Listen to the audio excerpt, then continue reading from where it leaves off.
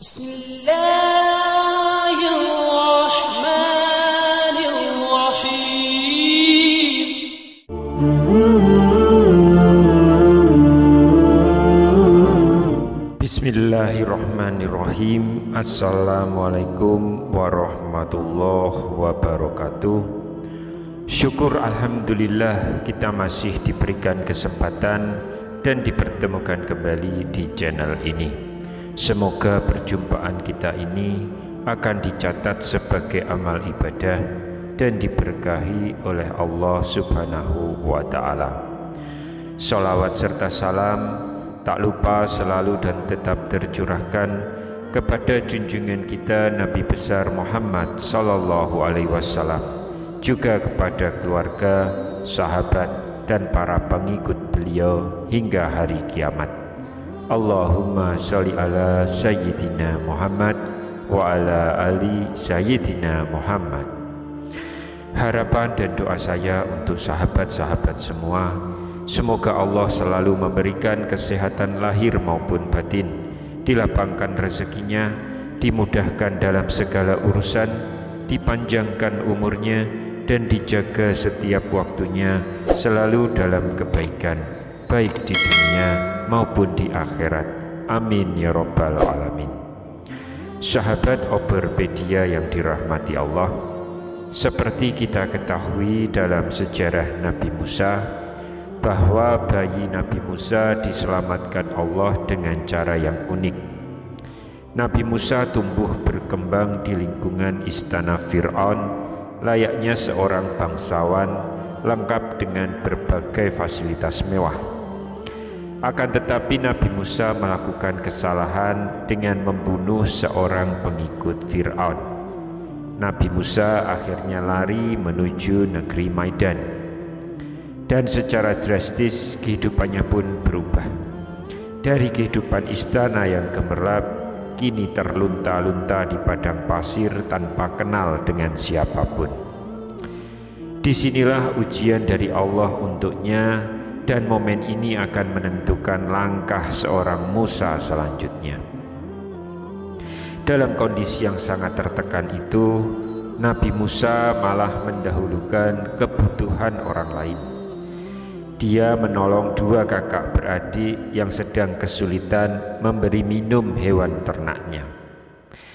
Betapa sering ketika dilanda masalah, kita menjadi egois dan tidak peduli dengan orang lain, yang boleh jadi mempunyai masalah lebih besar dari kita. Nabi Musa yang tengah kesulitan malah mendahulukan menolong orang lain dengan ikhlas, tanpa meminta ganjaran dan balasan apapun. Ini petunjuk pertama yang bisa kita ambil dari kisah ini. Setelah itu Nabi Musa menepi duduk di bawah pohon rindang. Nabi Musa tetap kalem, tenang, dan tanpa meraung-raung meminta perhatian orang lain. Dia ambil posisi menepi dan berteduh. Lantas mengalirlah ucapan doa yang begitu menggetarkan dan mengubah nasibnya selanjutnya. Apakah doa itu? Doa itu termaktub di dalam Al-Quran surah Al-Qasas ayat yang ke-24. Doa yang dipanjatkan Nabi Musa itu berbunyi, Rabbi inni lima anzalta ilayya min khairin fakir. Rabbi inni lima anzalta ilayya min khairin fakir. Yang artinya, ya Rabbi, sesungguhnya aku sangat memerlukan sesuatu kebaikan yang Engkau turunkan kepadaku. Tanpa menyalahkan Allah atas nasibnya dan tanpa harus menuntut berlebihan pada Allah, saat menepi, Nabi Musa mengingat kembali kenikmatan yang Allah berikan saat dia masih di istana. Nabi Musa menyebut kondisinya kini yang fakir dan meminta khair kebaikan, di mana semuanya itu diakui semata berasal dari anzalta, apa yang Allah turunkan dan berikan. Inilah petunjuk yang kedua. Nabi Musa berdoa dengan akhlak yang mulia di saat beliau teramat sangat membutuhkan pertolongan Allah. Betapa sering kita dapati atau alami sendiri di saat kita sedang butuh sesuatu, khususnya terkait rezeki, kita seolah menyuruh Allah dengan berbagai keluhan kita. Adab berdoa seolah luruh, dan Nabi Musa memberikan kepada kita sebuah pelajaran penting. Petunjuk ketiga, Nabi Musa saat itu sangat membutuhkan makanan.